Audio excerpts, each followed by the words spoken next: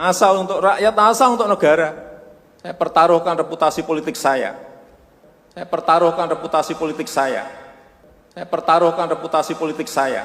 Jokowi itu telah muncul sebagai sosok yang menandingi kedikdayaan partai-partai politik. Jadi Jokowi itu sendiri sudah menjadi partai. Ya. Dia adalah seorang tokoh yang tidak punya partai politik, tetapi hampir seluruh gerak-gerik dan dinamika yang berlangsung pada partai-partai politik itu adalah pantulan dari pengaruh kekuasaan yang dia miliki gitu. Emang jago bener ini satu presiden. Guru besar politik ini ya. Malah maka saya katakan guru besar. Jadi Pak Jokowi meminjam momentum pertemuan untuk mengambil keputusan apapun. Ya. Besok siapapun yang diumumkan sudah hasil konsultasi.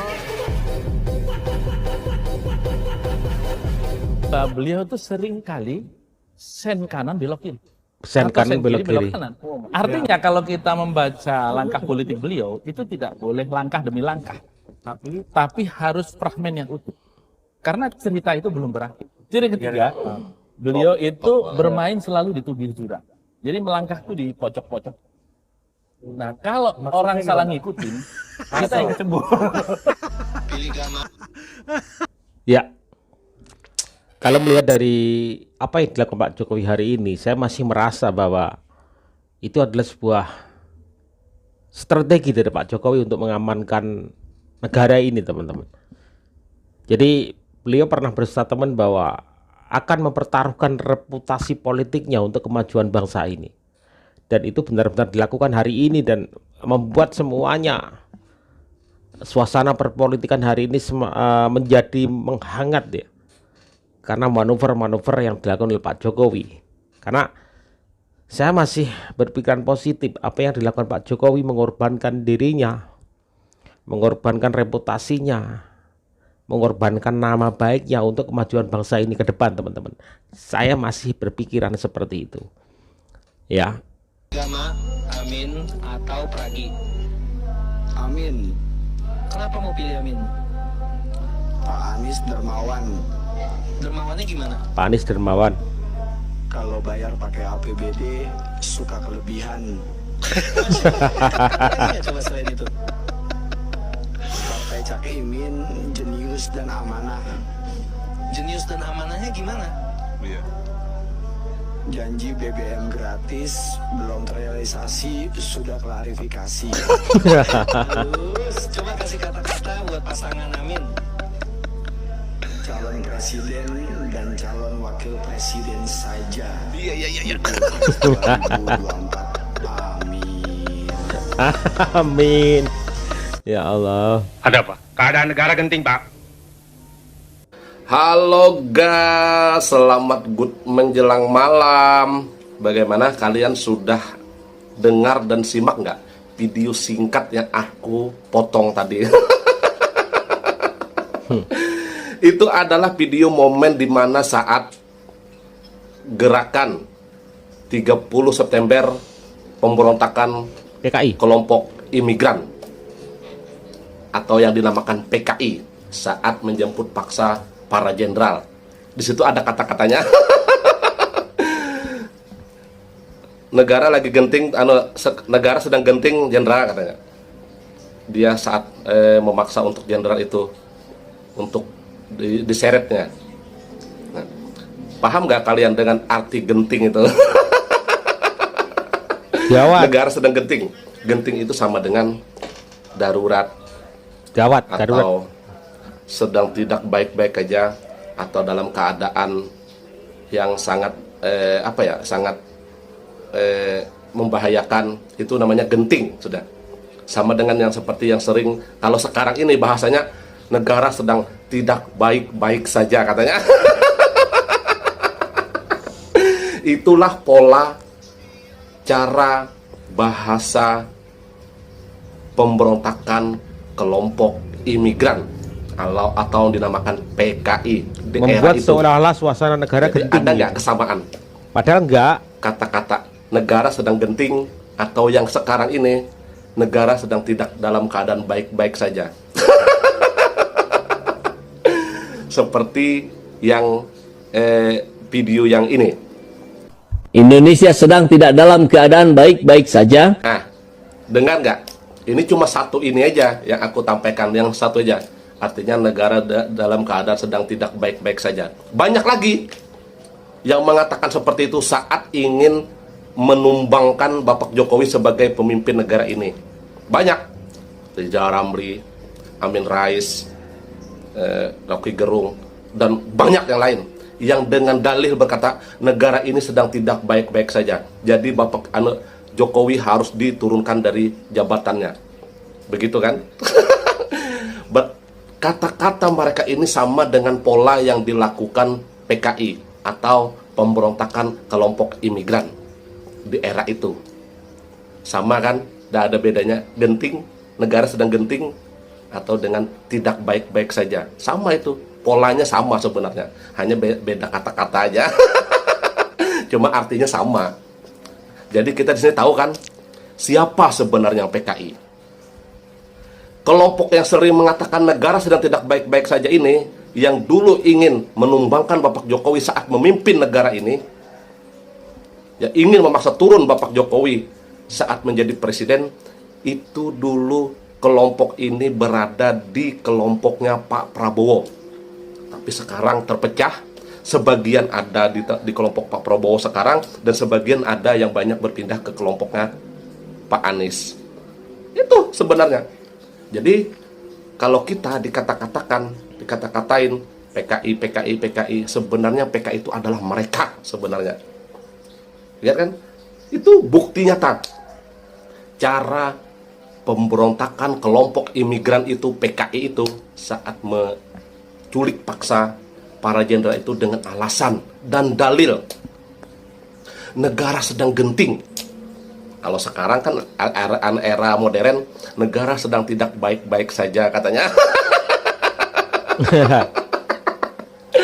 Jadi ini baru yang ini aja. Masih banyak lagi. Coba kalau kalian simak film G30 September, pemberontakan kelompok imigran ini terhadap para jenderal, para pahlawan negara kita Indonesia ini, ada kesamaan dari kelompok-kelompok yang aku sebutkan ini.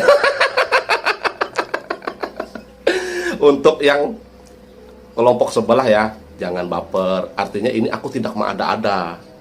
Kalian yang sering mengucapkan dan sama kata-kata kalimat kalian itu dengan apa yang terjadi saat 30 September itu. Saat gerakan PKI atau pemberontakan kelompok imigran. Yang namanya imigran ini ya bisa juga imigran asing, imigran Amerika, imigran company Belanda bekerja sama dengan imigran Yaman. Ternyata, tapi buktinya kan PKI ini kan ketuanya Den Aidit dari Yaman. Jadi itu aja ya. Nanti akan ada lagi. Aku akan stick kesamaan kelompok-kelompok mereka ini yang dulu sering teriak-teriak negara sedang tidak baik-baik saja. Turunkan Bapak Jokowi, bubarkan pemerintahan, kan begitu nih. Artinya tidak disahkan apa yang sudah undang-undang yang sudah kebijakan-kebijakan yang sudah dilakukan di pemerintahan ini. Begitu cara mereka di era sekarang ini, sama dengan di era gerakan 30S PKI. Nah ya, ini aku berbicara patah. Nanti akan ada video yang kedua, persis sama yang sering diteriakan emak-emak lagi. Oke ya, untuk pendukung sebelah terserah, kalau mau nggak terima atau baper atau marah silahkan, tapi bantah aja. Buktinya di film G30 SPKI itu sama dengan apa yang kalian ucapkan sering, apa kelompok kalian ucapkan, dan termasuk juga video yang tadi yang kedua, sama. Yang di era dulu keadaan negara sedang genting. Nah kalau sekarang negara sedang tidak baik-baik saja. Udah ya. Penderitaan itu pedih, Jenderal. Pedih. Sekarang Coba rasakan sayatan silat ini. juga pedih. Tapi Tidak pedih penderitaan. dan rakyat.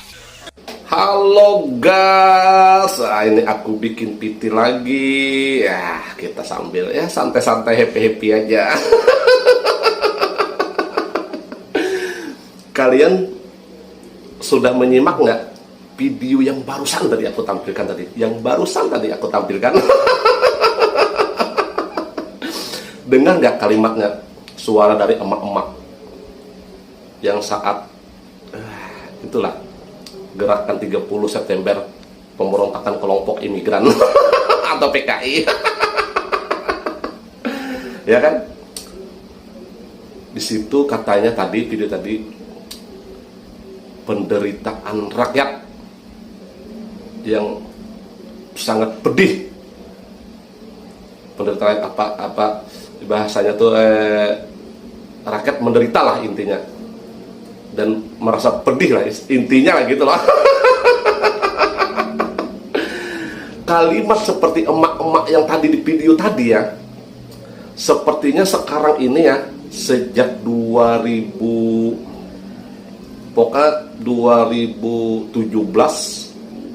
sampai 2023 itu sering kita dengar kalimat-kalimat seperti emak-emak tadi. Dan kebetulan yang berteriak itu juga kebanyakan emak-emak juga yang di era sekarang ini. Ada juga bapak-bapaknya. Artinya kita coba cari, putar aja ulang yang postingan-postingan video saat demo-demo ingin menumbangkan atau menurunkan Bapak Jokowi waktu itu ya. Artinya sering kan kalian mendengar Bapak Jokowi harus turun, harus diinti dan sebagainya, karena rakyat sudah menderita, karena kepedihan rakyat tidak dirasakan oleh pemerintah, jadi Bapak Jokowi harus diturunkan, kan begitu biasanya tuh.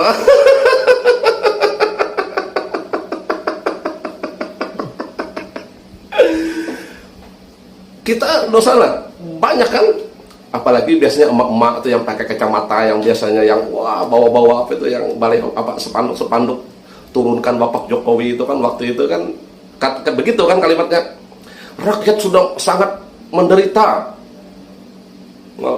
dan sebagainya.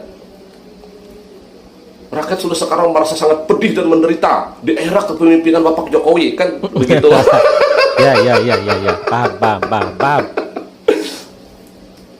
Terus video yang tadi barusan tadi sama nggak dengan video emak-emak kelompok pemberontak kelompok imigran? Sama nggak yang PKI itu? Sama kan? Jadi jelas kan siapa sebenarnya yang PKI?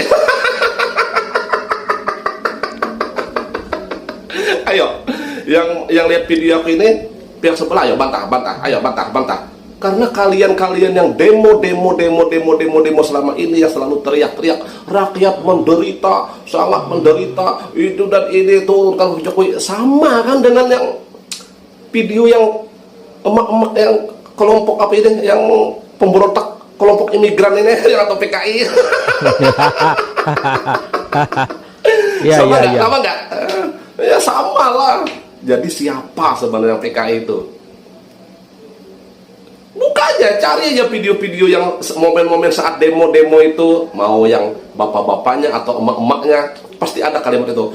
Rakyat sudah sangat merasa menderita dan sebagainya. Ada itu, sama dengan kalimat yang tadi itu, yang saat dia menyilek wajah jenderal itu. Cuman di era sekarang itu tidak berani seperti era dulu, karena di era dulu itu kekuatan militer negara ini tidak seperti kekuatan sekarang. Seumpamanya kekuatan militer sekarang tidak sekuat tidak kuat seperti dulu. Mungkin para jenderal, presiden juga akan diperlakukan seperti itu. Cuman kan sekarang kan aparat penegak hukum kan lebih kuat, lebih banyak. Jadi mereka akhirnya teriak-teriak aja, rakyat sangat pedih dan menderita, itu dan ini. Akhirnya mereka demo-demo aja.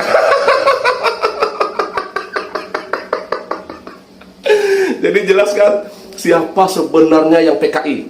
Ini aku tidak mengada-ada, aku berbicara real fakta.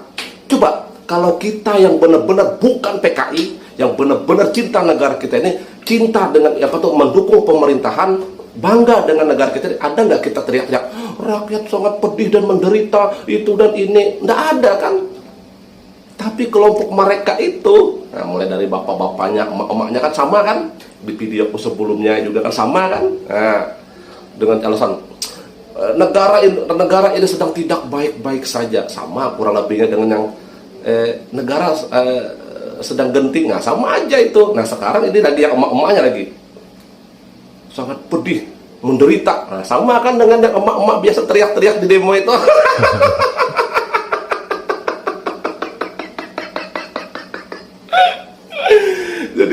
Jadi makanya aku sering kalau dikata-katain PKI itu aku sering ketawa, karena sebenarnya mereka yang ada kesamaan itu mereka mungkin ya mereka yang demo-demo itu ya, mereka itu memang asli keturunan dari dulu itu budaknya pemberontakan kelompok imigran waktu itu mungkin. Jadi dari turun temurun ya mungkin ya. Jadi sudah ada yang jadi emak-emak, sekarang akhirnya teriak-teriak sama juga seperti yang video tadi. Karena mereka belajar atau diajarin, dididik oleh kelakuan mungkin emak-emaknya keluarganya yang dulu jadi pengikut pemberontak kelompok imigran itu atau PKI. Udah ya, jangan baper. Artinya di sini aku tidak mengada-ada. Kalau mau protes saja. Itu kan difilmkan seperti itu kalimatnya. Nah sekarang di era modern kalimatnya juga hampir sama, tidak berbeda.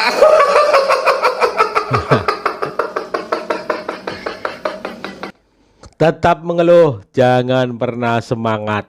Itu mungkin jargon yang cocok buat mereka ya. Yang selalu mengeluh, yang selalu tidak puas dengan apalah program-program ya, kebijakan-kebijakan yang sudah ditetapkan oleh pemerintah hari ini. Mereka selalu saja nggak pernah puas dan juga selalu menyalahkan pemerintah, menyalahkan Presiden Jokowi. Ya, demo-demo terus, merasa mereka dizolimi, merasa mereka itu di negara ini hari ini itu merasa tidak bisa berbuat apa-apa.